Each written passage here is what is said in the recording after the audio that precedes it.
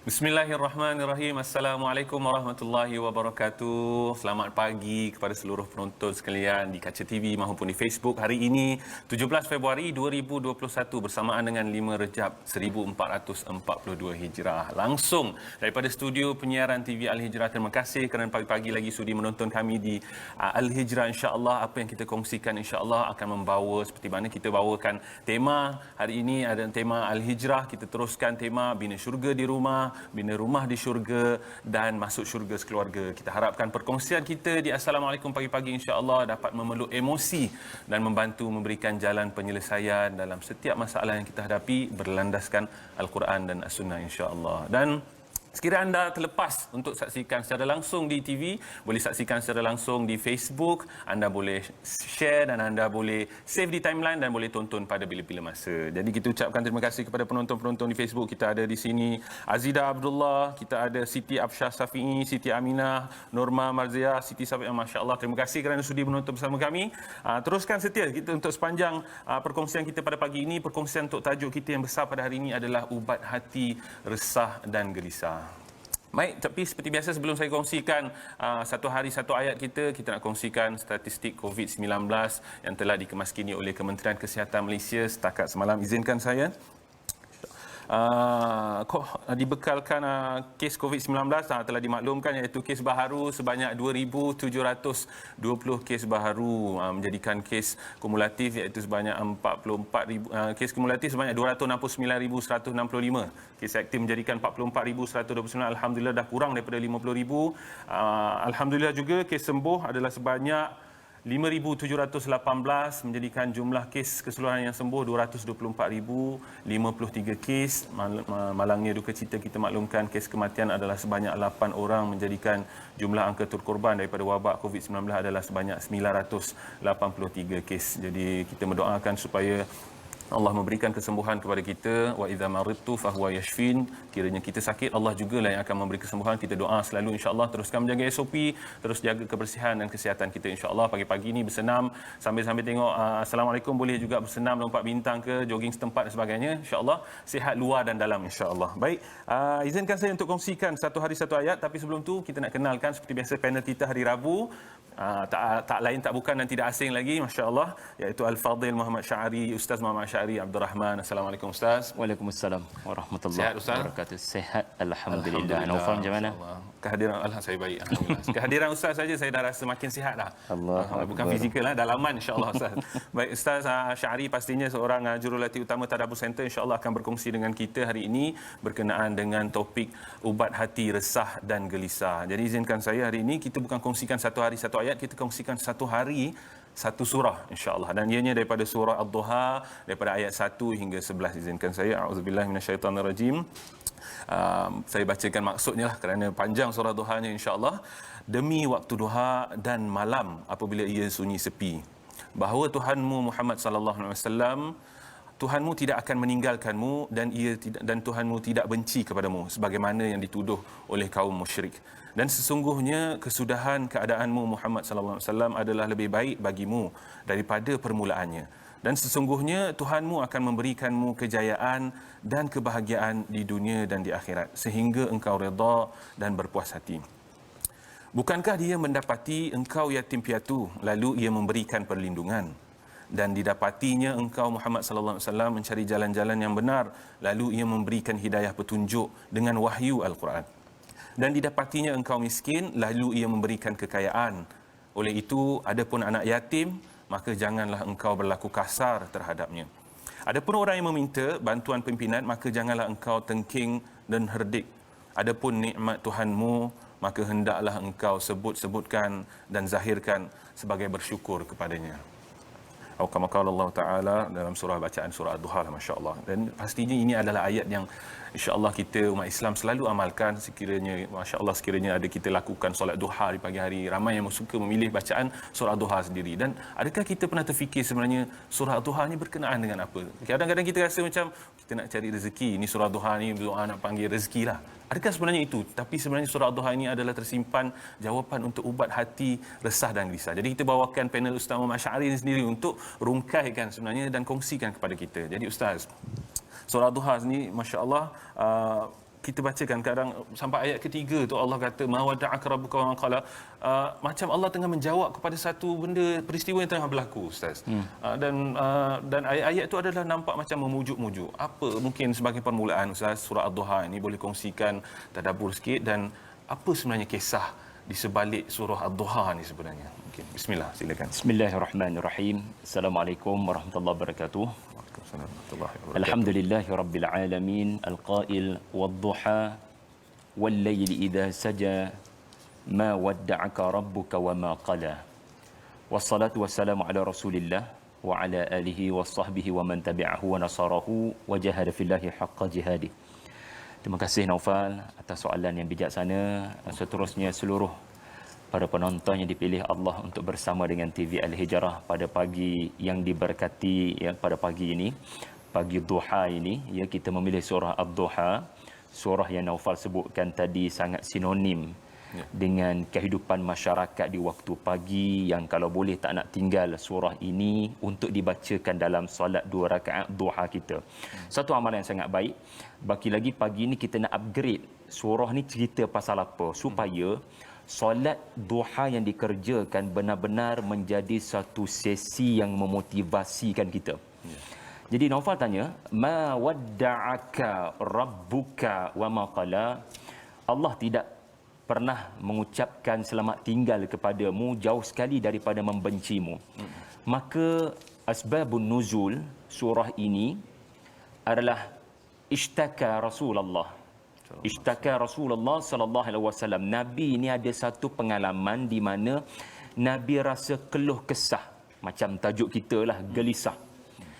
Sehingga Nabi tidak bangun 1 atau 2 malam untuk berqiyamul lail. Sehingga jiran Nabi, iaitulah isteri Abu Lahab, menyedari Nabi tidak lagi qiyam 1 hingga 2 malam. Lalu beliau mengatakan, syaitanmu telah meninggalkanmu. Tu celupa mulut tu, syaitan mengatakan Jibril alaihi salam sebagai syaitan. Syaitanmu, syaitanaka ma ara syaitanaka illa qad tarakak. Aku tidak melihat wahai Muhammad sallallahu alaihi wasallam melainkan syaitan telah meninggalkanmu. Fa anzalallah. Lalu Allah menurunkan surah Ad-Duha. Jadi berdasarkan daripada hadis Bukhari Muslim ini, kita belajar satu perkara di mana Nabi jadi keluh kesah kerana wahyu yang tidak turun-turun. Nabi merasakan apa yang tak kena dengan saya. Cerita isteri Abu Lahab tu nanti dulu. Itu tidaklah terlalu menyebabkan Nabi gelisah, sebab Nabi dah biasa dengan maki hamun, cercaan, perli. Sekarang ni yang menyebabkan Nabi lemah semangat bukan semata-mata ucapan Ummu Jamil berkenaan. Yang menyebabkan Nabi lemah semangat adalah, kenapa dah sebulan lebih ni tak ada Quran turun ni? Adakah saya melakukan kesilapan? Adakah aku ada buat kesalahan? Umpamanya beginilah Naufal, kekasih yang tercinta sudah tidak berutus surat kepada kita. Lalu kita punya prasangka, adakah saya ada tercakap sesuatu yang mengguris hati perasaannya? Lalu kita mula mencari di mana salah saya, di mana salah saya, di mana salah saya. Ternyata sebenarnya bukan salah kamu. Kamu tak salah apa pun. Cumanya walillahil mathalil a'la. Cumanya Allah ada rencana. Allah Taala ada sebab. Allah Maha berhikmah untuk tidak menurunkan Quran ikut kemahuan Nabi. Ada waktu Nabi nak tapi tak turun-turun. So Allah Taala ada rencana, tetapi antara hikmahnya adalah kita belajar satu karakter Nabi sallallahu alaihi wasallam yang menyebabkan Nabi resah, yang menyebabkan Nabi gelisah sebab Quran. Quran tak turun. Seolah-olah tak baca Quran menyebabkan keluh kesah. Kerana Al-Quran ini bila Nabi terima, Nabi akan baca pukul 3-4 pagi yang disebut tadi Qiyamul Lail. Kerana Quran ini ibarat hidangan yang terlalu enak daripada langit. Apa makna hidangan enak kalau anda tak jamah, anda tak sentuh, anda tak makan? Jadi cara Nabi menikmati hidangan berkenaan adalah di waktu 3, 4, 5 pagi berkenaan. Suasana perjuangan di Mekah sangat menekan. Apa yang boleh memberi kekuatan kepada Nabi kerana jumlah para sahabat terlalu kerdil? Yang memberikan kekuatan kepada Nabi adalah hidangan daripada langit, Quran yang diturunkan. So antara cara Nabi memelihara Al-Quran adalah bacaan pukul 4-5 pagi. Tetapi ternyata Quran tak turun-turun. Adakah saya melakukan kesilapan? Yang itulah yang menyebabkan Ummu Jamil ambil kesempatan, dan bila Ummu Jamil mulutnya celupar, terus Allah jatuhkan suratul Duha yang ada ayat 3 tadi, ma wadda'aka rabbuka wa ma qala. Naufal. Masya-Allah. Saya tersentak Ustaz, macam mana sebenarnya keluh kesah datangnya keluh kesah Nabi sallallahu alaihi wasallam tu bukannya disebabkan faktor luar konflik-konflik yang Nabi hadapi. Setuju. Tapi sebenarnya Nabi sendiri menyedari salahnya kat diri aku ke. Ada Tapi perasaan sebenarnya tu. sangat kontra dengan sifat kita, terutama saya sendiri Ustaz. Kadang-kadang bila kita rasa dunia serba tak kena Ustaz, first kali saya tengok salah, apa kenalah dia ni buat salah kan. Ataupun dalam rumah tangga, kenapalah isteri aku macam ni. Kalau dalam dengan keluarga kita, bapa kita kenapalah macam ni. Bukan refleks seperti mana Rasulullah sallallahu alaihi wasallam dalam hati, masya-Allah. Kat situ dah masya-Allah kita dah nampak macam mana Nabi sallallahu alaihi wasallam itu teladan yang sangat mulia, masya-Allah.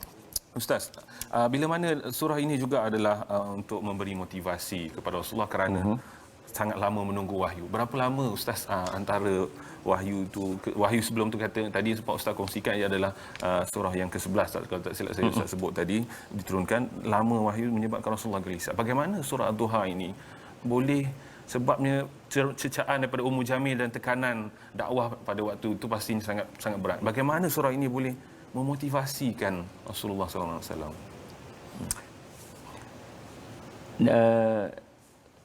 Nabi sallallahu alaihi wasallam, surah ni telah dilihat oleh generasi salaf terdahulu.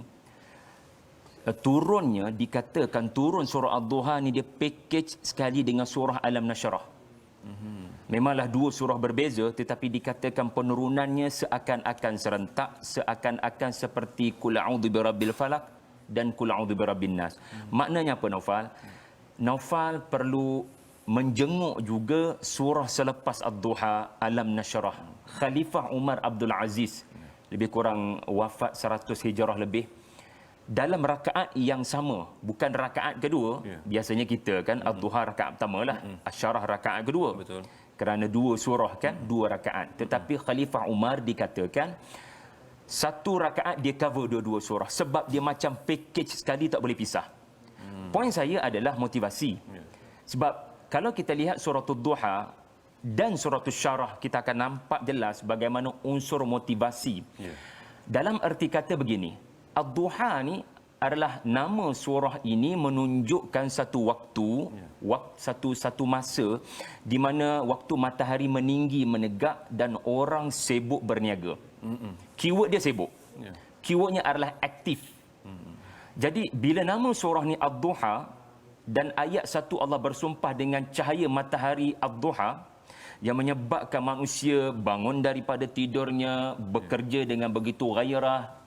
Waktu pagi dengan waktu petang. Kita pun tahu waktu mana paling produktif kan? Betul. Waktu pagi lah. Semua orang tak sabar, berjoging lah, nak berniaga, itulah nak pacak kemah berniaga lah. Kemah berniaga. Waktu pagi, waktu semangat. Waktu sibuk berniaga. Beli barang saya, orang tak give up waktu pagi. Jadi fahamlah kita surah ni nak kata pada Nabi SAW, aku nak tengok kau sibuk bukan berniaga. Aku nak kau sibuk berdakwah macam orang berniaga. Move on. Jangan biarkan perkataan Ummu Jamil mempengaruhi emosimu. Jangan biarkan perkataan celupa musuh-musuh Islam menyebabkan engkau jadi lemah semangat, sebab bila lemah semangat, kita punya produktiviti akan menurun. Betul. Kita tak berapa nak gairah, belilah produk saya. Dan Nabi bukan jual produk lah. Nabi nak menyebarkan Islam.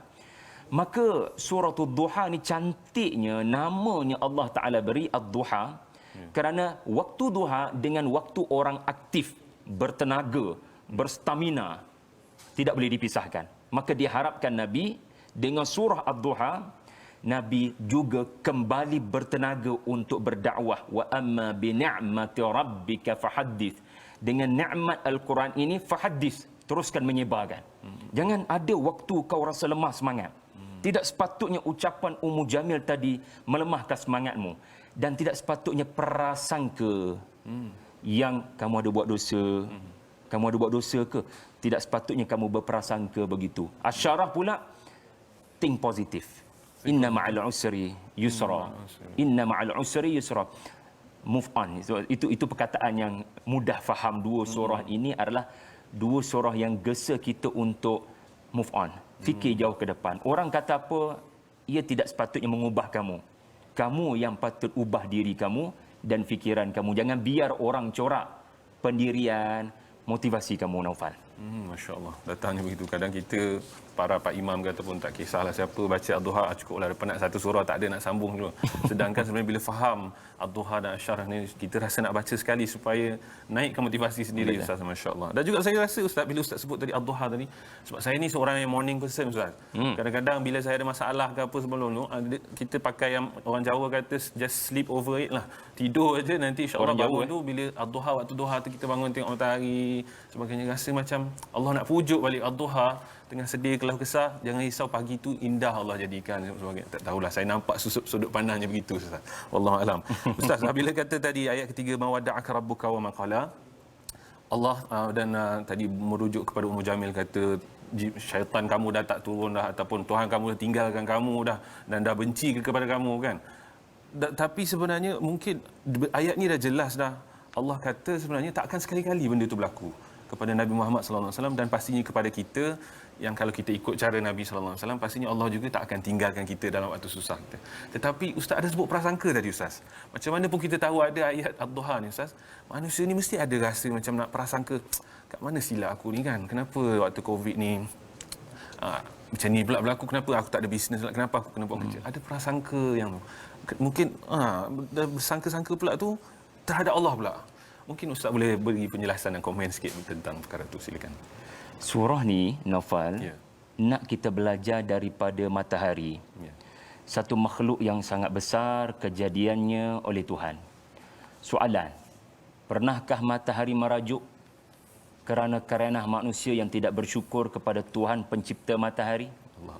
Kalaulah matahari merajuk, barangkali tidak terbit mentari pada pagi ini.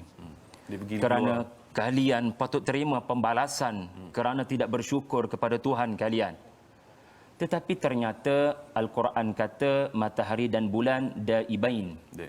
Daibain artinya tidak pernah bercuti, tidak pernah berehat, tidak mengenal apa itu hari tua, retirement plan, tidak pernah berada dalam suasana moody. Dan matahari adalah makhluk yang mengajar move on. Betul, Ustaz. Sebab matahari selalu terbit sebagaimana matahari selalu terbenam. Maknanya apa pun karenah manusia, tak apa, saya mentaati perintah Tuhan saya untuk terus memberikan cahaya duha, wasyamsi wadduhaha, untuk terus memberikan cahaya mentari yang memberikan manfaat kepada kalian manusia. Tak apa, saya akan teruskan memberikan khidmat. Jadi melihat matahari mengajar anda mengurus prasangka. Di mana ada pelbagai keburukan boleh berlaku kepada anda, tetapi seharusnya belajar daripada matahari. Jangan biarkan apa pun menghalang anda daripada terus bersinar terang benderang. Sebab itulah Nabi SAW dalam hadis tadi itu, dikatakan 40 malam, Naufal. Di mana sejak daripada wahyu yang sudah diturunkan dengan surah Ad-Duha ini hampir 1 bulan lebih. Tidak ada sebarang Al-Quran diturunkan dan Nabi jadi lemah semangat. Dan Nabi berprasangka. Prasangka Nabi ada buat dosa, sehingga prasangka itu menyebabkan Nabi agak slowly dalam hal-hal qiyam, sampai demam-demam dikatakan. Jadi prasangka mempengaruhi tindak tanduk Nabi. Prasangka Allah. Semangat sangat tu. Betul, masya-Allah, saya dapat, Ustaz. Prasangka menyebabkan kita bila ada prasangka tertentu, kita mungkin bercuti daripada pejabat lah kot. Betul. Kita ada emosional punya kan. Nabi Kayuko dia punya prasangka adalah qiyam. Masya-Allah. Jadi kita dengan Nabi, kita selawat pada Nabi sallallahu alaihi wasallam, macam mana kita kan. Jadi poin saya adalah bagaimana seolah-olah Nabi ada perasaan bersalah kerana orang yang selalu bercakap dengan kekasih, dia akan dapat rasa nikmat bercakap-cakap dengan kekasih. dan tiba-tiba surat tidak lagi berutus 1 bulan, apa perasaan anda kepada kekasih anda? Saya ada melakukan kesalahan ke? Dan tiba-tiba ada suara sumbang pula, nama dia Ummu Jamil, yang berkata, sebenarnya kekasihmu telah meninggalkan kamu. Jadi lagilah kita, alamak macam mana ni? Kita terus miss call berkali-kali. Hari itu 30 miss call. Kita call dia tak angkat-angkat.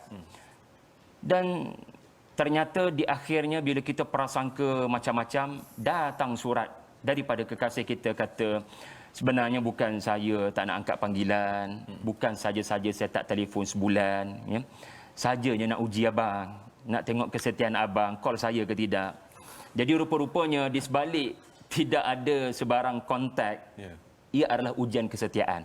Masya-Allah. Walillahil mathalil a'la. Nak katanya Nabi menjadikan pengajarannya adalah kita belajar satu benda, Nabi ada perasaan rindu untuk mendengar suara kekasihnya Allah Ta'ala. Jadi rindu kepada wahyu ni adalah soalan besar kepada kita. Allah. Kita baca Quran kadang-kadang sebab malam Jumaat. Kita baca Quran sebab Ramadan. Kita baca Quran sebab apa? Berapa ramai baca Quran sebab rindu. Rindu nak menatapi kalam kekasih, kalam Allah pencipta kita. Wallahu a'lam. Rindu sebab rindu baca Quran. Saya dulu baca Quran sebab kena masuk tahfiz, jadi mak bapak saya cubit saya kalau tak baca Quran, Ustaz. Baik Ustaz. Ustaz, berkaitan dengan prasangka tadi. Nabi sallallahu alaihi wasallam bila mana berprasangka baginda telah dipujuk dengan surah Ad-Duha ni sendiri dan sebagainya. Kadang kita ni yang masih tak nampak lagi betapa jelasnya Allah tengah pujuk kita daripada Al-Quran. Kita datang dengan prasangka itu, datang dengan mulalah kita tuduh-menuduh dan salah menyalahkan Allah. Sehingga kan persoalan-persoalan kita itu menyebabkan seakan-akan kita ni berbawa kepada dosa dan juga kesalahan lah. Maksudnya kita mula menyalahkan Allah. Allah lah yang kejam terhadap kami, berikan COVID. Allah lah yang menghilangkan rezeki kami berniaga, kami hilang bisnes dan sebagainya. Anak-anak kami pula kena study kat rumah, kita dah keluarkan duit banyak, beli belanja sebagainya. Kenapa Allah bagi macam ni? Boleh Ustaz kongsikan sebenarnya, sebagai seorang Muslim tanya, apa sebenarnya persoalan yang sepatutnya kita tanya kepada diri kita bila mana kita ditimpa rasa resah dan gelisah ni, Ustaz? Apa sebenarnya yang sepatutnya kita tanya supaya kita tak tersalah mempersoalkan Tuhan tu? Silakan Ustaz. Bertanya soalan dengan mempersoalkan, dua benda yang berbeza. Saya suka soalan ni. Maksudnya bila kita diuji dengan satu musibah, kita kena bertanya soalan. Ya, laqad kana fi Yusufa wa ikhwatihi ayatun lis-sa'ilin. Kita kena tanya soalan. Cumanya apa soalan yang boleh menyebabkan Allah suka berbanding soalan yang boleh menyebabkan Allah murka? Maka jangan kita tanya soalan kenapa saya? Kenapa tidak orang lain? Kenapa sekarang? Kenapa tidak waktu lain? Wahai Tuhan, na'udzubillah. Tetapi soalan yang selayaknya diajukan, sebab begini, surah Ad-Duha ni ada 3 soalan. Bukan kebetulan Allah jadikan surah Ad-Duha ada 3 ayat bernada soalan. Alam yajidka yatiman fa'awa wa wajadaka dhalan fahada wa wajadaka ailan fa'aghna. Bila saya tadabbur ayat ni, saya rujuk tafsiran ayat ni dan saya tadabbur, saya merasakan itulah 3 soalan yang mesti diajukan dalam fikiran kita. Yang pertama sekali, isu yatim, anak yatim. Alam yajidka yatiman fa'awa. Apa yang kita belajar daripada alam yajidka yatiman fa'awa adalah, ada tak saya ni tercakap perkataan yang mengguris hati anak-anak yatim? Sebab anak-anak yatim ni sangat dijaga oleh syarak kerana mereka kehilangan ibu bapa. Kehilangan ibu bapa bermakna anda kehilangan suara-suara yang memotivasikan anda dalam hidup. Anda diharapkan dapat memberikan perkataan baik kepada kanak-kanak. Kanak-kanak adalah generasi penting untuk negara ni. So tengok perkataan kita kata pada kanak-kanak. Banyak perkataan, maaf kata segelintir ibu bapa yang membunuh semangat anak-anak. Jadi bila berlaku musibah, barangkali soalan nombor 1, ada tak saya cakap perkataan mengguris hati orang? Sampai begini hebat ujian daripada Allah. 1. Nombor 2, wa wajadaka dhalan fahada.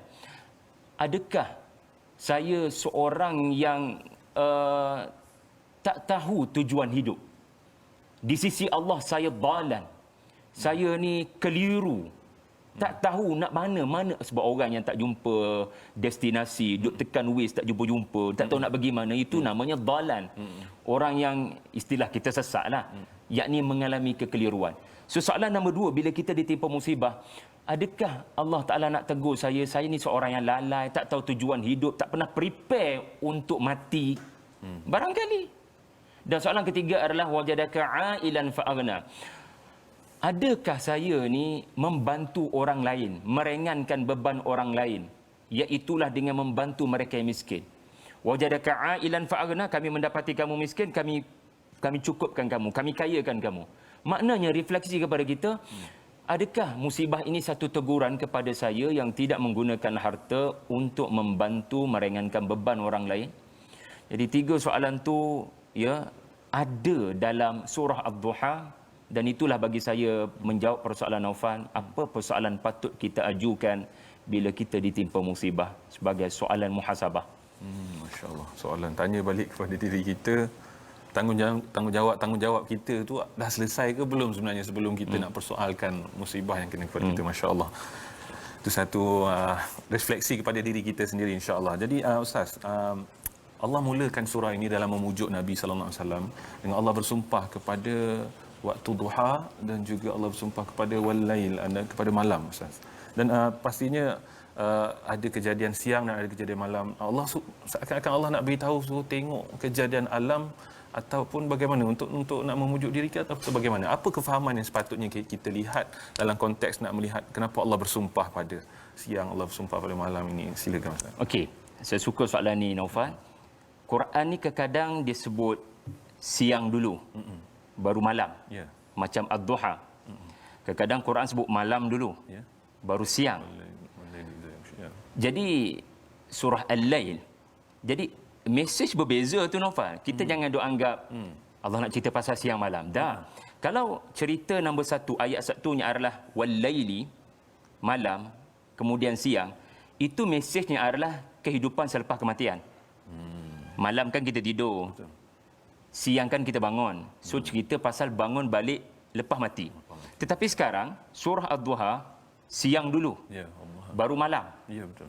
So ceritanya adalah waktu duha, waktu sibuk, penat, letih, ya, fansab iaitulah berpenatan, berkeletihan, banyak cabaran dalam perniagaan waktu duha. Tetapi insya-Allah the time will come saja. Akan datang satu waktu di mana kamu tidak perlu lagi bergerak, kerana saja ini artinya tiada berlaku pergerakan kerana anda berehat di waktu malam. So struggle is first and then kerehatan akan datang. Ini tema surah Ad-Duha dan Asy-Syarah. Wala sawfa yu'tika rabbuka fatarda. Ya Rasulullah, move on. Jangan terasa hati dengan Ummu Jamil. Teruskan perjuangan. Jangan sekali-kali terfikir aku meninggalkan kamu. Ma wadda'aka rabbuka wa ma qala. Teruskan perjuangan. Wa amma bi ni'mati rabbika fahaddis. Teruskan menyebarkan nikmat yang aku kurniakan. Apa nikmat yang Allah kurniakan? Yang kamu kena fahaddis, yang kamu kena sebarkan. Ma anta bi ni'mati rabbika bimajnun. Iaitulah Al-Quran. Teruskan sebarkan, teruskan sebarkan. Orang nak kata apa, peduli apa. Ya, mereka tidak mengawal emosimu, kamu yang mengawalnya. So teruskan perjuangan, sebab insya-Allah akan datang waktu kamu akan dapat kerehatan, kamu akan dapat kepuasan, kamu akan dapat alam yang lebih baik. Walal akhiratu khairul laka minal ula. Itulah detik kerehatan. Wala sawfa yu'tika rabbuka fatarda. Itulah kerehatan. Wa rafa'na laka dhikra. Itulah waktu kerehatan. Jadi subhanallah, ia adalah bertemakan untuk mendapat kesenangan, kita kena melakukan kesusahan terlebih dahulu. Iaitulah fa inna ma'al usri yusra. Inna ma'al usri yusra. Jadi memang package sekali dua surah tu. Naufal. Jawab begitu. Oh, bukan saja tengok Allah cipta siang, Allah cipta malam. Tidak. Maksud yang tersirat yang Allah cuba sampaikan tu sendiri. Masya-Allah, dalam Ad-Duha ini sendiri. Ustaz, ramai daripada kalangan kita pastinya dalam pandemik COVID-19 ini tertekan, dan kalau tidak kerana pandemik pun sebenarnya Allah jadikan kehidupan ini sendiri, jangan kamu sangka kamu boleh masuk syurga tanpa Allah uji kamu kan, tertekan. Resah dan gelisah itu seakan-akan memang wajib untuk kita semua rasa, setiap daripada kita lelaki maupun perempuan, tua ataupun muda. Jadi dan seakan-akan macam Allah nak beritahu kat sini, tadi Ustaz sebut selepas susah tu akan perlu ada akhirat. bagaimana sebenarnya untuk kita nak refleksi dan letakkan kepada diri kita ni sendiri? Macam mana setiap kali waktu rasa susah dan tertekan tu Ustaz, kena ada matlamat yang betul ataupun nak betulkan balik alignment ni, jangan kau tertekan, sebenarnya ada something yang kau kena tengok. Ada sesuatu yang kau perlu letakkan supaya resah dan gelisah itu tak lama, mungkin sedikit, tak lama seperti Nabi SAW tadi. Bagaimana Ustaz? Kalau kita balik kampung lah, mudah-mudahanlah PKP ya akan dimansuhkan, keadaan semakin pulih. Kita takkan mudah putus asa dengan cabaran di tengah jalan bila kita jelas kampung halaman yang kita nak tuju, Naufal. Jadi bila kita jelas kita nak balik ke mana, apa berlaku kat tengah jalan, dia takkan boleh mengganggu excited nak pulang untuk bertemu yang tersayang. Jadi surah ni bersempena matahari atas kepala kita. Dan kita kena ingat atas kepala kita bukan satu matahari. Ya, betul. Masabih. Ada banyak lagi matahari. Dan soalan saya adalah bila kita tengok matahari dan kita tengok adik-beradik matahari yang berjuta, iaitulah bintang, masabih, nujum. Bila waktu kita melihat bintang-bintang di langit, twinkle twinkle little star itu? Bila waktu kita tengok, kalau dulu punya cerita, para pedagang akan melihat bintang-bintang ini untuk mengetahui arah tuju. Kita nak balik kampung tadi, kita tekan Waze. Dulu orang tak ada Waze, orang melihat kepada bintang. Maksud katanya matahari, sebagaimana matahari-matahari yang lain, bintang-bintang yang lain, dia mengajar kamu nak pergi mana sebenarnya? Jadi itu antara soalan penting kita kena ajukan bila kita ditimpa musibah ataupun perasaan keluh kesah. Aku nak pergi mana sebenarnya ni? Mungkin ini wake up call daripada Allah Ta'ala. Barangkali selama ni aku bekerja di satu tempat yang aku tidak tuju ke destinasi yang sepatutnya. Maka sebab itulah Allah Ta'ala dalam surah Ad-Duha, ya tuan-tuan tengok surah Ad-Duha, Allah Ta'ala gesa Nabi untuk aktif berdakwah, ya wa amma bi ni'mati rabbika fahaddits. Tetapi datang surah Asy-Syarah, fa idza faraghta fansab. Bila kamu penat melakukan dakwah dan kamu akhirnya lapang masa, fansab, teruskan sibuk untuk melakukan qiyam. Selepas sibuk berdakwah, sibukkan pula dengan qiyam. Tak nak dah berlaku 1-2 malam kau tinggalkan qiyam. So sibuk berdakwah, sekarang sibuk qiyam. Sebab apa? Sebab dalam dakwah jangan hanya buat kerana kewajipan, jangan hanya bekerja kerana kewajipan, jangan hanya belajar kerana mengikut perintah. Kamu kena tanya satu soalan. Apa tujuan kamu berdakwah? Wa ila rabbika farghab. Maka para ulama tafsirkan, kepada Tuhanmu kamu meminta apa? Meminta hidayah. Meminta, saya nak pergi mana sebenarnya wahai Allah, beri saya kekuatan. Saya tak nak berdakwah untuk mengubah orang kerana ia matlamat yang seakan-akan mustahil. Tetapi saya berdakwah, ini antara contoh soalan penting. Yang Allah Ta'ala bagi hidayah adalah saya berdakwah untuk Allah ampunkan dosa saya. Saya berdakwah agar cabaran yang berlaku meninggikan derajat saya di syurga. Saya berdakwah supaya saya lebih dekat dengan Tuhan. Jadi dengan kita mengadu pada Tuhan, Tuhan tunjukkanlah saya jalan. Apa sebenarnya tujuan apa yang saya buat selama ni. Maka seseorang itu akan diperlihatkan Allah apa tujuan sebenar dia melakukan sesuatu kerja ini. Biarlah ada kaitan dengan akhirat. Masya Allah. Tanya diri sendiri ke mana sebenarnya kita nak pergi. Barulah kita tersentakkan diri hati ni sendiri. Sebenarnya kita dalam resah gelisah tu sebenarnya, adakah salah kita punya tujuan hidup kita ni kan Ustaz? Masya Allah. Baik Ustaz, dalam surah Ad-Duha Allah juga ada ceritakan macam tadi Ustaz sebut ada 3 soalan-soalan tu, dan seakan-akan Allah macam nak suruh tengok balik sejarah Nabi sallallahu alaihi wasallam. Contohnya dalam ayat alam yajidka yatiman fa'awa, ayat 6, 7 dan 8, wa wajadaka dhalam. Macam Allah suruh tengok beritahu sejarah Nabi Muhammad sallallahu alaihi wasallam. Bukankah kau dulu ni anak yatim dan aku dah jaga engkau, dan kemudian kau dulu sesat, bukan Islam aku bagi. Macam Allah nak suruh tengok sejarah dia. Kenapa Ustaz Allah suruh tengok balik sejarah Nabi Muhammad sebelum tu? Maksudnya adakah sebarang elemen-elemen motivasi padanya? Tapi Ustaz jangan jawab dulu Ustaz. Sebab tadi penonton kata dia orang nak minum air dulu. Seronok dengan Ustaz Syahri tak sempat minum air. Kita nak berhenti berehat seketika. Nanti kita akan kembali semula dalam topik kita, ubat hati resah dan gelisah. Jangan ke mana-mana.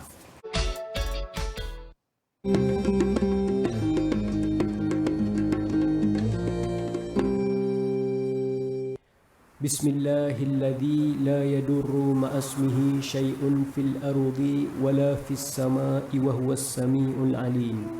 Dengan nama Allah yang tidak dimudaratkan sesuatu pun dengan namanya, sama ada di bumi atau di langit. Dan dialah yang maha mendengar lagi maha mengetahui. Hadis riwayat Imam Abu Daud.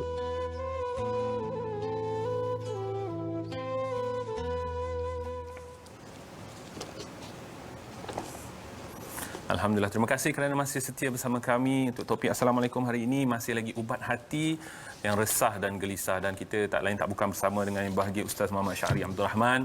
Ustaz, tadi saya ada tanya sedikit soalan berkenaan dengan Allah sebutkan dalam ayat 6, 7 dan 8 surah Duha, alam yajidka yatiman fa'awa wa wajadaka dhalan fahada wa wajadaka a'ilan fa'aghna. Allah kata bukan ke engkau dahulu yatim dan maka aku yang melindungimu, dan dia mendapatkanmu waktu kamu tengah sesat. Tadi Ustaz cerita pasal will sebagainya, Allah bagi petunjuk, dan kamu pada waktu itu susah dan miskin, maka Allah yang fa'aghna, beri kekayaan kepadamu. Macam Allah sebutkan sejarah-sejarah Nabi ini. Adakah bila mana kita juga resah gelisah kita perlu buat begitu? Ataupun komen Ustaz, kenapa Allah suruh melihat sejarah kehidupan Nabi sendiri? Silakan. Saya dah tulis satu buku lah, Menggapai Bintang. Sebab matahari adalah sebahagian daripada jutaan bintang di atas kepala kita. Bila kita tengok matahari, fakta sedikitlah Nofal. Mungkin macam tak ada kaitan, ada kaitan sebenarnya. Bila kita tengok matahari, sebenarnya kita bukan tengok matahari sekarang. Kita tengok matahari 8 minit tadi. Sebab cahaya matahari mengambil masa 8 minit untuk sampai kepada retina, kepada kornea, kepada mata kita ni. So, kita bukan tengok, kita tak tahu sebenarnya apa berlaku pada matahari. Sebagaimana kita tengok bintang pun, bintang tu sebenarnya 4 tahun lepas. Bintang yang paling dekat sekalipun macam Alpha Centauri, katanya 4 tahun lepas. Yang sekarang kita tak tahu apa cerita. Yang kita tengok 4 tahun lepas sebab cahaya baru sampai. So, the point is sebenarnya bila kita tengok matahari, kita tengok sejarah 8 minit tadi. Bila kita tengok bintang, kita tengok sejarah sebenarnya. Menarik Ustaz. Sebab definisi sejarah lah benda yang dah berlalu. Benda dah berlalu. So 8 minit tadi, 8 minit tadi. So bila surah ni Allah bersumpah dengan matahari, which is sebahagian daripada bintang, maknanya benarlah untuk Nabi bersemangat dengan melihat sejarah masa lampau. Kita bila lemah semangat, belik-beliklah sejarah kita di waktu lampau. Barangkali mak ayah ada banyak merahsiakan kita masa kecil-kecil dahulu yang kau tidak tahu bagaimana Tuhan memelihara kamu. Tuhan hadirkan pada tubuh kamu potensi dan bakat, dan mari mama ceritakan. Yang mama tak pernah cerita sejak kau lahir. Jadi seakan-akan begitu, walillahil mathalil a'la. Jadi dalam ayat yang Naufal bacakan tadi, Nabi digesa untuk melihat masa lampau. Melihat masa lampau. Iaitulah sebenarnya cerita alam yajid yatim, cerita keliru dengan non-Muslim, kaum kafir, dengan cerita miskin. Cerita ni bukan berlaku pada Rasulullah saja. Cerita ni berlaku pada Nabi Musa. Musa pernah ketiadaan ayah dan dianggap ketiadaan ibu, membesar dalam istana Firaun. Itulah juga kisah Nabi Yusuf alaihi salam yang juga yatim piatu di Mesir. Ayah ada tapi ayah dilihat tiada. Ayah duduk di Palestin. Jadi ia bukan sekadar kisah sirah Nabi sallallahu alaihi wasallam, tetapi sunnah Allah melahirkan pemimpin-pemimpin besar daripada para anbiya seperti Musa, Yusuf, Nabi Muhammad sallallahu alaihi wasallam. Poinnya begini. Kenapa Nabi seorang pemimpin kerajaan Madinah yang sangat ambil berat tentang hal ehwal anak yatim? Sebab dahulu aku pernah jadi anak yatim. Alam yajidka yatiman fa'awa. Kenapa Nabi seorang yang sangat meraihkan soalan-soalan yang para sahabat minta petunjuk? Nabi tak boleh kecewakan diorang dengan membiarkan persoalan itu berlarutan tanpa jawapan. Sebab dulu Nabi pun pernah bertanya-tanya, tertanya-tanya, adakah ini ajaran Ibrahim? Manusia begini keadaannya. Wa wajadaka dhalan fahada. Kenapa Nabi seorang pemimpin yang sangat memerangi penindasan, kezaliman, mutaffifin? Nabi tak boleh nampak orang yang gelandangan, Nabi akan bantu. Sebab dahulu Nabi pernah duduk di tempat itu. Wa wajadaka ailan fa'aghna. Nak katanya, apa yang pernah kau alami dahulu, bukti Allah ada rencana untuk melahirkan pemimpin yang mengambil berat keadaan orang-orang yang kau pernah duduk di tempat itu dahulu. So ia adalah proses latihan sebagai seorang pemimpin. Maka perjuanganmu di Mekah ada banyak cabaran, bukan ya? Ia adalah untuk Allah jadikan kamu pemimpin yang hebat. So pemimpin yang sebenar dia lahir daripada kesulitan, ya, fa inna ma'al usri yusra. Itu pemimpin yang sebenar. Gitulah. Masya-Allah. Pastinya ada kaitan duha dan asyarah, masya-Allah. Pastinya dilihat kat situ. Lihat balik kepada bagaimana Allah bantu kita pada waktu dahulu, insya-Allah itu juga adalah ubat kepada kita buang resah dan gelisah kita, masya-Allah.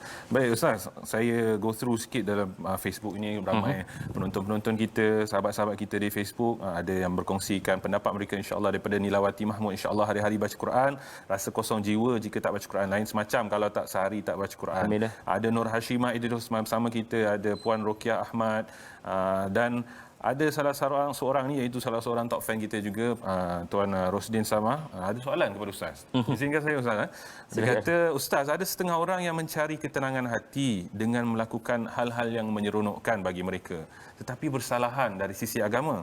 Namun keseronokan yang didambakan itu hanya bersifat sementara dan tetap tidak berupaya sebenarnya menenangkan hati mereka. Kenapa Ustaz? Dia nak, kononnya nak ubat hati gelisah tu, dia cari keseronokan, tapi sebenarnya last sekali tetap tak seronok juga Ustaz. Kenapa Ustaz? Padahal dah banyak habis duit dah ni untuk keseronokan, kekayaan. Silakan. Jangan jadi kanak-kanak yang suka aiskrim. Allah. Okey Ustaz, Sebab kenapa Ustaz? anak-anak saya seronok. Sebab ada saja bunyi orang jual aiskrim. Okey. Seminggu sekali okey kot. Tapi kalau tiap-tiap hari, Novan, mana kamu tak bertegas. Jadi kita kena kata pada anak-anak kita, mama minta maaf, abi minta maaf, abi tak boleh bagi hari ni aiskrim. Cukuplah seminggu sekali, paling banyak pun bahaya untuk kesihatan kamu. Bagi anak, dia nak kebebasan. Mama bagilah peluang. Jadi kita kena bezakan kebebasan dengan kebahagiaan. Anak mungkin bebas daripada kongkongan dan pemantauan mamanya, daripada pembelian aiskrim. Tetapi sebenarnya dia sedang salah mendefinisikan bahagia. Mungkin bagi dia makan aiskrim tiap-tiap hari itu adalah kebahagiaan. Kebahagiaan, betul. Tapi sebenarnya bahagia apa kalau 2 tahun lagi, 3 tahun lagi, na'udzubillah, diabetes.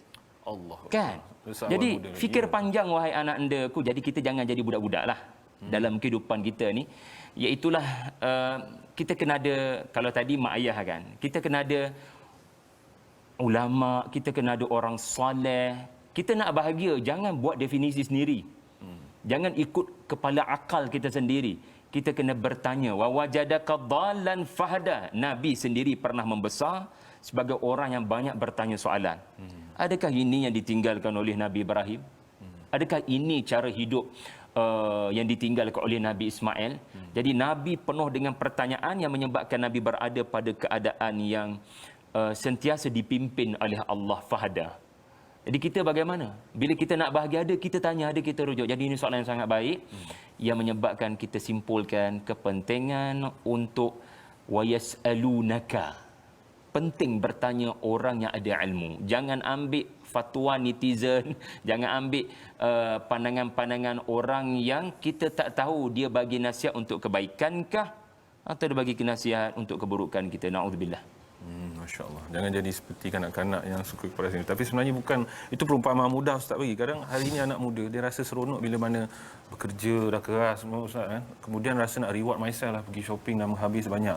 Ataupun pergi bersukaria, bercuti, melancong. Itu jadi kehidupan harian dan up ke media sosial sebagainya. Dan mereka rasa bahagia. Sedangkan bila di akhir sekali, duit dah banyak habis Ustaz. Aiskrim dah banyak makan Ustaz. Tapi langsung sebenarnya tak tu. Betul Ustaz, saya setuju Ustaz. Jangan kita definisikan kebahagiaan kita sendiri Ustaz. Masya Allah.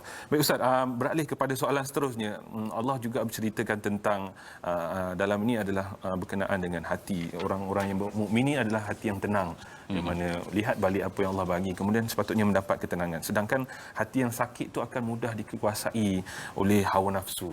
Ataupun dalam hadis Nabi sallallahu alaihi wasallam, betulkan saya sekiranya saya salah, ala wa inna fil jasadi mudghatan idza salahat salahal jasadu kulluhu wa idza fasadat fasadal jasadu kulluhu. Dalam setiap badan tu ada segumpal daging, yang mana kalau baik daging tu baiklah dia, dan kalau jahat tu jahatlah dia. Adakah untuk menjaga hati ini itu satu kewajipan? Maksudnya macam mana Ustaz kan? Saya nak katakan, adakah sebab ini kita kena sentiasa ubat prasangka, ubat resah gelisah kita selalu supaya kita tak tersilap dalam buat kejahatan selalu maksudnya. Maksudnya kalau kita biar je hati kita ni resah, gelisah, lama-lama pasti akan buat kejahatan, ataupun sebenarnya bagaimana Ustaz? Komen Ustaz tentang ini.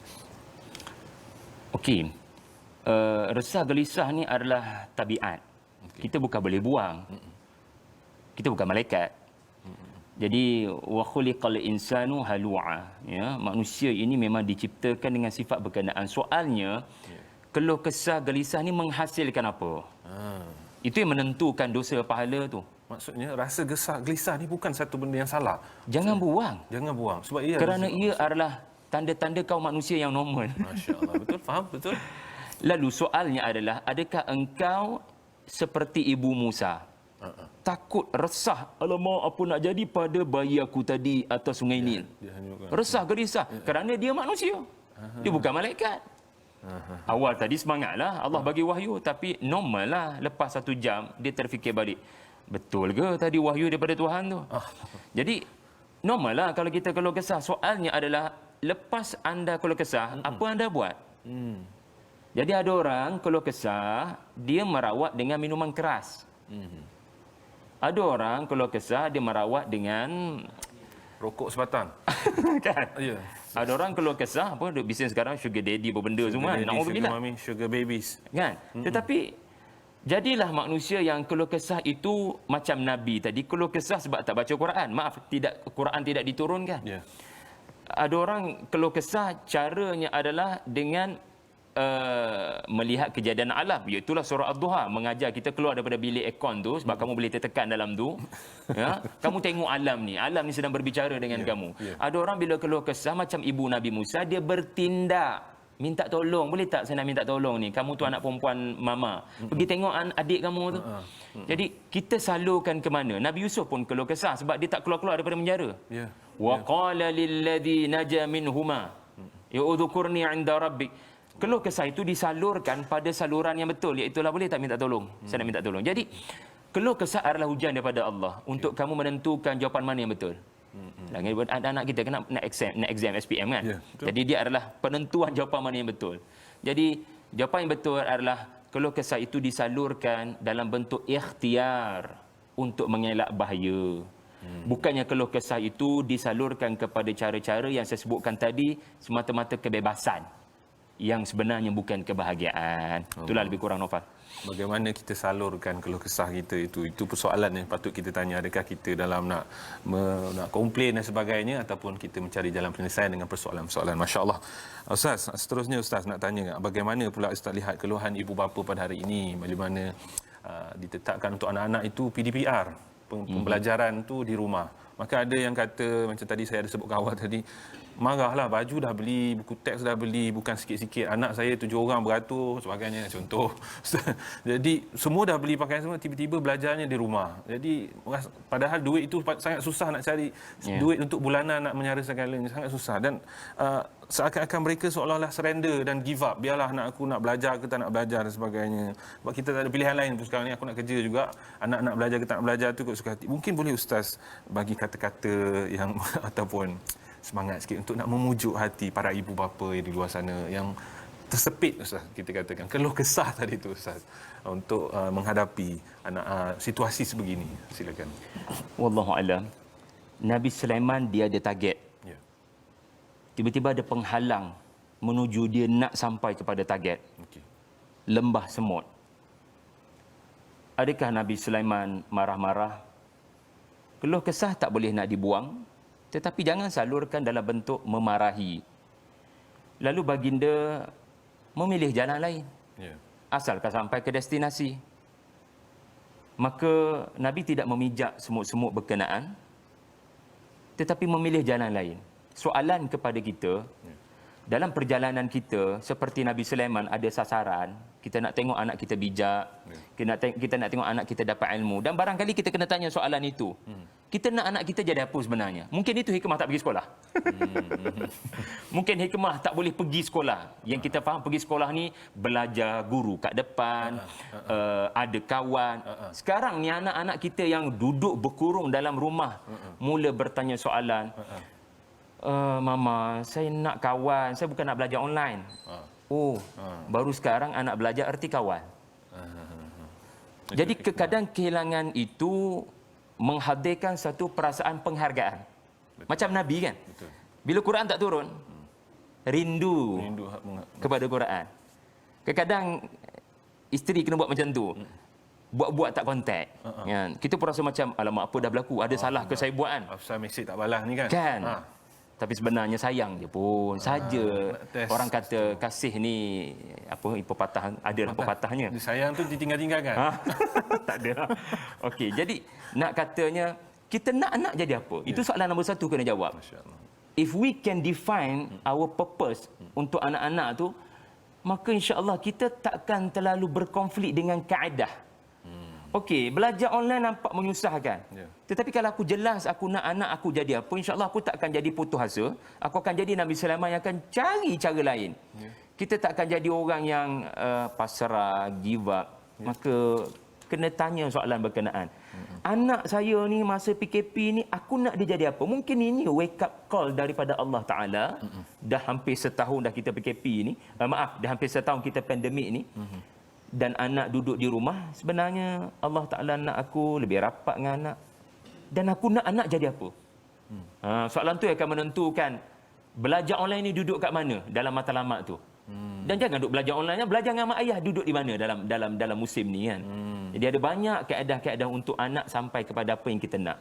Jadi define properly lah kita punya cita-cita kepada anak berkenaan. Tetap boleh balik kepada pangkal asal balik. Macam mana sebenarnya kita nakkan anak kita. Bagi harapnya para ibu bapa di rumah sana kita reflect balik kenapa Allah bagi sebegitu, keadaan begitu kepada kita dan anak-anak ada di hadapan mata. Sebabnya ramai yang tertekan Ustaz. Dah lah nak kena ajar dia orang mampus satu. Lepas tu anak-anak yang nak menjaga makan pagi petang siang malam dalam masa yang sama bekerja di rumah dan sebagainya. Jadi kita harapkan moga Allah beri laluan dan petunjuk dan teruskan meminta daripada Allah insya-Allah. Ustaz, bila mana melihat pada surah Ad-Duha ini, ayat yang 3 di belakang, fa amal yatima fala taqhar wa amas sa'ila fala tanhar wa amma bi ni'mati rabbika fahaddits.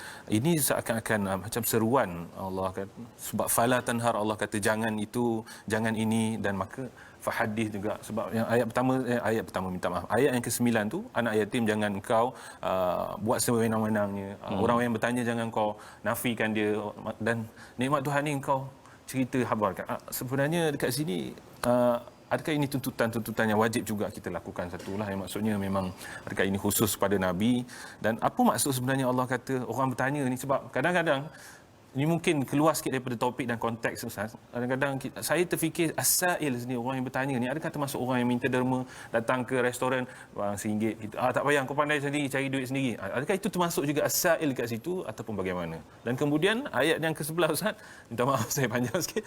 Betul. Ni'mati rabbika fahaddits ni Allah kata dengan nikmat Tuhan kamu ceritakan. Adakah maksudnya nikmat ni literally nikmat? Oi tengok ni jam baru contoh kereta baru ambil gambar. Fahaddits dia cerita tu bukan nikmat yang Ustaz sebut Al-Quran tu. Adakah itu juga termasuk nikmat yang kita boleh alhamdulillah Allah bagi aku kereta yang macam mana Ustaz sebenarnya kefahaman sebenar untuk 3 ayat terakhir ni? Silakan. Pada pandangan saya Naufal, kalau kita nak faham 3 ayat terakhir itu cukuplah dengan apa yang Nabi kata, khairun nas anfa'uhum linnas. Orang yang paling bermanfaat, orang yang paling baik adalah orang yang di mana dia berada, orang dapat manfaat daripada dia. Ayat 9, 10, 11 mengajar kita untuk jadi ejen perubahan.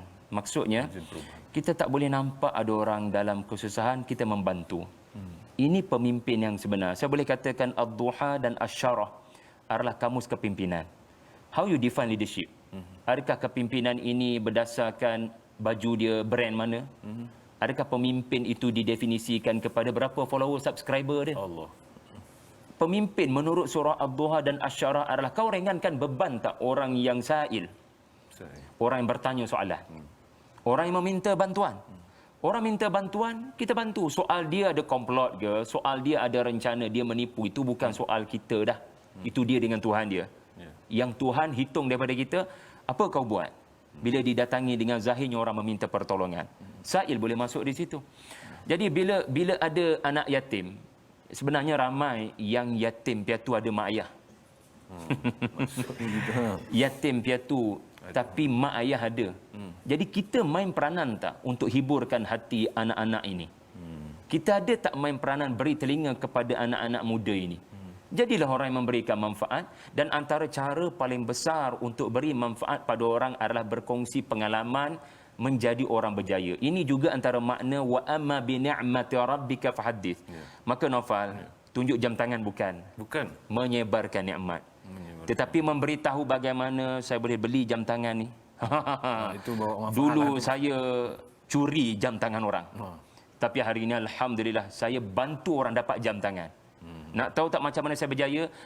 Pertama sekali Allah Ta'ala bagi saya idea. Allah Ta'ala beri saya kesihatan. Allah, kita selalu kaitkan dengan Rabbik. Supaya kita tidak jadi korun. Saya berjaya sebab saya usaha sekian. Jadi, anda gembirakan orang-orang yang sekarang ni gulung tikar. Anda gembirakan orang-orang yang kehilangan mata pencarian dengan bagaimana nak berjaya. Itu saya kira penting di musim-musim musibah ini, masing-masing berkongsi berita gembira. Janganlah berkongsi berita duka cita. Ya. Jadi itu antara asas yang kita kena peganglah, Naufal. Masya-Allah. Tinggal ya. Ejen perubahan, khairun nas anfa'uhum linnas. Masya-Allah.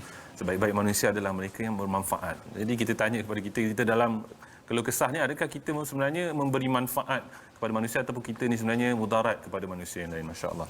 Ustaz, Allah sebut dalam surah Al-Isra, wa nunazzilu minal Qur'ani ma huwa shifaa'un wa rahmatul lil mu'minin. Dan daripada Al-Quran itu kami turunkan, ia adalah syifa, penyembuh dan juga rahmat bagi orang-orang yang beriman. Jadi mungkin boleh Ustaz kongsikan doa-doa, amalan yang jadi penawar kepada ubat resah gelisah hati ini sendiri, Ustaz. Silakan. Ada satu doa daripada Nabi sallallahu alaihi wasallam dalam Sahih Bukhari, kita berlindung daripada 4 perkara ni. Kerana salah satu daripada 4 perkara ni ataupun 2 daripada 4 perkara ini membabitkan punca orang keluh kesah dan sampai ke satu tahap stres. Kalau sesiapa catat, boleh catat dekat ruangan komen. Siapa ada keyboard bahasa Arab tu, tuliskanlah. Allahumma inni a'udzubika min jahdil bala'i. Min jahdil bala'i. Jahdil bala' ni maksudnya bala yang kami tak boleh pikul. Terlalu. Jadi, ya Allah, hadirkan kami satu mindset kita boleh hadapi. Kita boleh hadapi benda ni, insya-Allah. Musibah apa, penyakit ataupun musibah diaibkan orang, insya-Allah saya boleh hadapi. Sebab jahdil bala' adalah anda menyangka anda tak boleh hadapi. Sebenarnya anda boleh hadapi. Sebab apa? La yukallifullah nafsan illa wus'aha. Satu. Yang kedua, Nabi minta wadarkis syaqa. Iaitulah daripada dikejar oleh jalan-jalan kemaksiatan. Sebab antara punca kalau kesah adalah kau buat dosa. Maka Tuhan, jangan biarkan benda syaqa ni, benda yang akan memberikan kesengsaraan, kedukacitaan di hari akhirat, namanya dosa, menyebabkan datang kepada saya. Jauhkanlah. Syaqa juga adalah musibah-musibah mengejut seperti tiba-tiba banjir, tiba-tiba kemarau, tiba-tiba kemalangan, maka jauhilah. Ya. Yang ketiga adalah wasu'il qada'. Su'il qada' ni bermaksud jauhilah saya daripada membuat pilihan yang menyebabkan Allah memberikan takdirnya atas pilihan saya buat. Pilihan yang salah saya buat. Dia bukan soal qada' Allah Ta'ala tu buruk. Kamu yang memilih keburukan, maka Allah mentakdirkan keburukan. Semuanya berbalik pada kita. Maka betulkan saya, wahai Allah, atas pilihan yang saya buat. Keputusan-keputusan saya buat. Dan akhir sekali, wasyamatatil a'da'. Dan jauhilah saya daripada musuh gembira dengan kesusahan saya. Jadi saya ulang balik, Allahumma inni a'udzubika min jahdil bala'. Ya, min jahdil bala' wa darkis syaqa' wa su'il qada' wa syamatatil a'da'. Semuanya kat ujung tu cantik Nabi susun doa ni. Wallahu a'lam. Wallahu a'lam bissawab. Ya Allah. Allahumma inni a'udzubika min jahdil bala' wa darkis syaqa' wa su'il qada' wa syamatatil a'da'. Amin amin insyaallah. Baik Ustaz, kita dah hampir ke hujung untuk segmen kita ubat hati resah dan gelisah. Jadi mungkin kita harapkan kata-kata akhir dan kesimpulan daripada surah Ad-Duha ni sendiri, Ustaz. Silakan. Sebagai penutup, surah Ad-Duha bukan hanya berita gembira kepada Nabi, tetapi kepada umat Nabi. Ia ditimpa dengan musibah, lalu menyebabkan prasangka yang bukan-bukan. Allah Ta'ala sebut alam yajidka yatiman fa'awa. Allah tak sebut fa'awaka. Wa wajadaka dhalan fahada. Allah tak sebut fahadaka. Allah Ta'ala sebut wawajadaka ailan. Lalu Allah kata fa'aghna. Allah tak sebut fa'aghnaka. Bukan. Sedangkan kalau dah ayat tu bermula yajidka, wajadaka, wajadaka, maka pengakhirannya sebaiknya adalah fahadaka, fa'aghnaka. Tetapi penghujung ayat berkenaan membuka rahmat Allah bukan hanya kepada Nabi, bahkan kepada kita. Kita pun boleh masuk dalam fa'awa yang mendapat perlindungan. Kalau Allah sebut fa'awaka, Nabi je lah dapat perlindungan.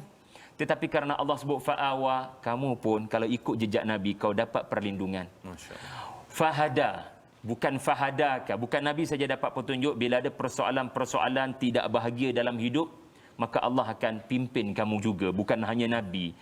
Fa'aghna, bila kamu ditimpa kemiskinan, Allah sebut fa'aghna, bukan fa'aghnaka. Maknanya bukan hanya terbatas pada Nabi rezeki, tetapi rezeki itu boleh berlaku pada kita. Mudah-mudahan surah Ad-Duha bakar semangat kita selepas solat 2 rakaat duha, insya-Allah. Okay. Kita dah bincang surah Duha, jangan lupa solat sunat duha. Baik, insya-Allah. Baik Ustaz, izinkan saya kisahkan sikit tentang menggapai bintang ni, insya-Allah Ustaz, kepada penonton sekalian. Jadi ini buku juga daripada Ustaz Syahri Abdul Rahman. Ada juga perbincangan berkenaan dengan surah Ad-Duha ni sendiri, ada di dalam ini. Dan apa Ustaz, kongsikan sikit apakah topik-topik dalam ni yang juga akan dikongsikan dalam buku ni Ustaz? Kisah bintang-bintang ataupun sejarah tadi tu, tokoh-tokoh di masa lampau. Kita bintang ni artis kan, tetapi bintang juga adalah tokoh-tokoh Nabi yang biasa orang baca. Al-Kahfi ada dalam tu, surah Yasin ada dalam tu. Ini bintang yang sebenar yang patut kita tengok, bukan bintang-bintang yang superstar kita superstar lah yang tersalah. Ini superstar yang sebenar, insya-Allah. Mudah-mudahan. Jadi boleh dapatkan buku Menggapai Bintang, Ibrah Kisah-Kisah dalam Al-Quran daripada Ustaz Syahri sendiri, daripada Facebook dan IG Ustaz Syahri sendiri. Dan juga Tadabbur Center Ustaz, betul? Betul, insya-Allah. Baik, apa pun terima kasih banyak-banyak Ustaz kerana sudi berkongsi Ad-Duha. Kami rasa macam nak ke surah Asy-Syarah juga sebenarnya. Tapi masa mencemburui kita pastinya, dan insya-Allah satu hari nanti kita akan bawakan juga atas tadabbur surah Asy-Syarah, insya-Allah. Harapnya ubat hati dan resah gelisah kita, resah dan gelisah kita ini dapat ubatnya, insya-Allah, daripada surah Ad-Duha, dan dapat kita amalkan dan kongsikan kepada mereka yang di luar sana, insya-Allah. Kita nak berhenti berehat seketika, jangan ke mana-mana, terus setia bersama kami.